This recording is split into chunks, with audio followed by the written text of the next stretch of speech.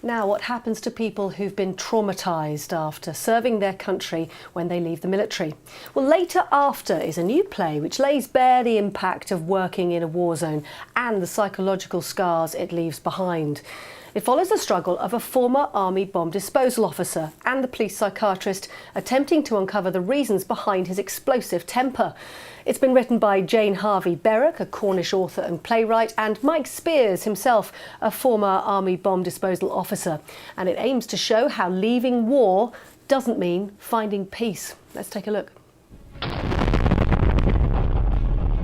should have died out there.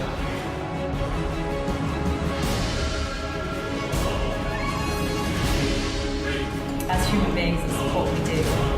We find ways to cope.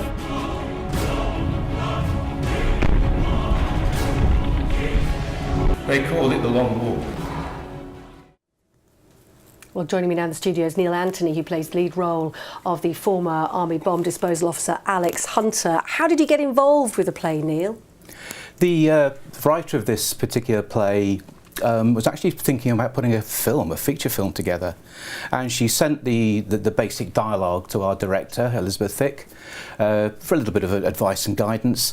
And Elizabeth found right in the middle of this production is this one interview scene between my character, Alex Hunter, who's been caught fighting in a bar. He's been brought in by the police, arrested. His behaviour is a little bit odd, so they call the police psychiatrist. And from that, we developed this 90-minute piece, which we think is very important to highlight what happens to people later after. And Later After, the title of the play, what's the significance of that? Later After is, I think everyone knows about the struggle of fighting a war.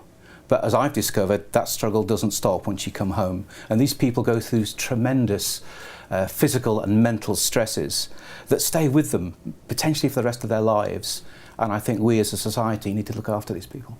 Do you ever think about killing yourself? I'm trying to get into your head before you get into mine. The curse of my job is in the detail. You have no way of knowing what can possibly help.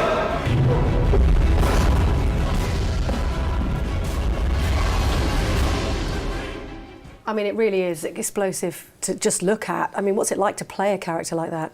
It's incredibly intense and incredibly difficult. Bear in mind, this is a work of fiction, but all the events that actually happen and are relayed through my character's voice happened to real people, and indeed happened to many of them, happened to the individual who's helped us write this. It's very much a composite character. While the actual incident is fictitious, everything that we discuss is not, it's real. In terms of combat stress, we've been looking at some of the figures that they've given us. Around 1 in 25 veterans from Iraq and Afghanistan likely to form some sort of PTSD. How do you think a play like this and plays like it can help? I think it'll help the families and the people around these individuals to understand a little more of what they're going through. To illustrate that, we had a lovely little incident down when we did a run of this show in Cornwall, in Penzance, when a couple came up to myself and the crew afterwards, clearly very emotional, and said, our son is an ammunition technician, a bomb disposal officer. He's got in grave difficulty. He's not allowed near his family, he's not allowed near his wife, he's cut himself off from his close friends. We've just sat through an hour and a half's illustration of what we think he's going through. So tomorrow we're going to go and see him, give him a big hug, and just try and get back to him. Fantastic. Well, tell us about the proceeds from the play. I understand a donation is going to be made to a charity. Tell us more about that. Yes, we're going to make a donation from this run to the Felix Fund, which is a charity that supports EOD operators and their families through crises when they come out of the army and have to live the rest of their lives, having done this tremendously stressful job that they're trained to do.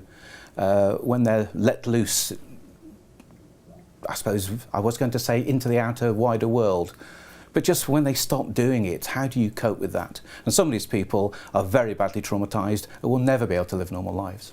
Later After, being performed at the Drayton Arms Theatre in London from the 7th to the 11th of July. Go see it. Neil Anthony, thank you. Thank you.